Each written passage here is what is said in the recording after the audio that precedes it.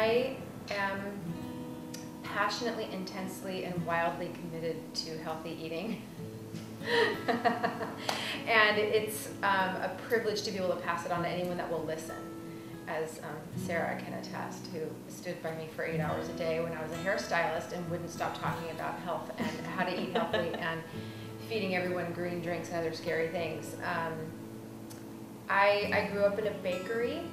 Like, did you ever see the movie Willy Wonka and the Chocolate Factory? Did you see that? That's what I grew up in. I grew up in a more modern, regular, non-fantasy version of Charlie and the Chocolate Factory, where we had vats of chocolate and ovens that we could put our cupcakes on, and they would come around and be all toasty warm, and I could take it over to the cake decorating lady and she'd put chocolate frosting, and I'd go over to the jimmies and the nuts, and I mean, it was Charlie and the Chocolate Factory. It was a really amazing place to grow up, and it smelled good, and white flour and white sugar still stirs up really happy feelings in me.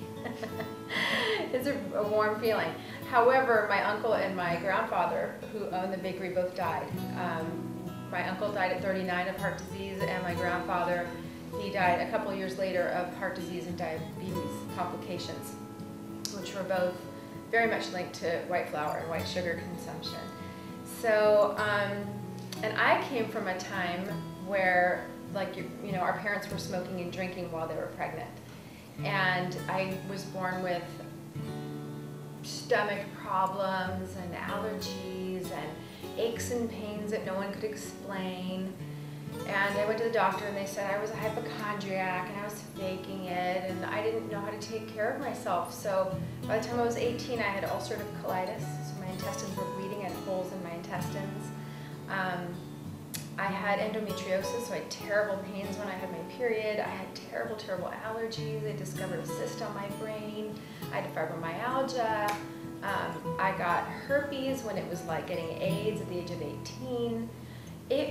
I didn't have an easy physical life, so that drove me to be passionate about what on earth can I do for myself. Western medicine wasn't covering it. They weren't even acknowledging what I really had until it was so bad that then they acknowledged it, and by then it was minor for them, because in order for a lot of Western medical doctors, in order for it to be bad for them, it has to be ready for surgery. So by the time I started bleeding, they finally said, yes, you have something wrong, but it's not that bad, just take medicine. And that wasn't a really satisfying response for me. So I studied Chinese medicine. They were amazing. I learned about symptoms and patterns and you know, how to actually catch things before they're terrible. However, after 3 years of studying Oriental medicine, and also after seeing like every major professor in 3 of the Southern California acupuncture schools, no one could figure out what was wrong with me and how to get me better. They said I looked really healthy, but my pulses were bad, my tongue was bad, my symptoms were bad, my bleeding was bad, and my pain was bad, but no one could help me get better. So what happened after that was I started to feel a little depressed about both Western and Eastern medicine. I was feeling kind of like, who can help me? And then I discovered transformational seminars, spiritual workshops, every book, everything you could read. I saw Marianne Williamson, and I read Louise Hay, and I, you know, did every workshop under the sun. Then I met a guru, and I learned to meditate, and I was just looking for a more spiritual solution to my physical problems, and I saw there was a huge link. And one of the things I discovered was that I could meditate away pain. I don't know if anyone here has herpes, and you don't have to raise your hand if you do, because that's a very private thing, but it was very painful, and I learned to travel.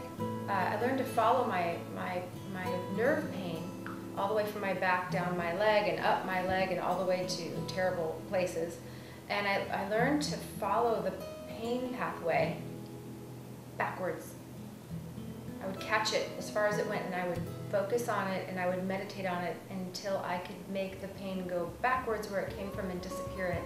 And it took quite a while to learn to do that, and a lot of practice.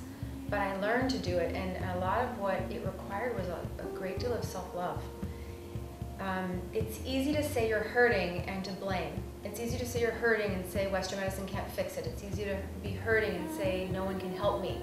What's really hard to do is to love yourself enough to do what it takes to be well.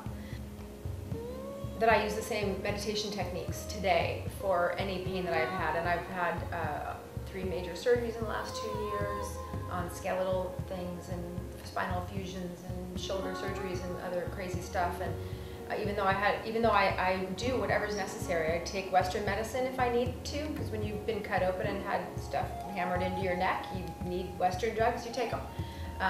But I also meditate. I also really work on putting love in the areas that need it for healing. I think self-love is the thing that helps us to open to healing. We can drink every disgusting Chinese herb that's ever been made and have 5,000 needles put in your body, which I have, including ones that are this long, and they're not as powerful as our thoughts are. And being aligned with our healing is probably the most important medicine I've discovered. I want to drive that point home over and over and over again. Being open and ready for healing is a big deal.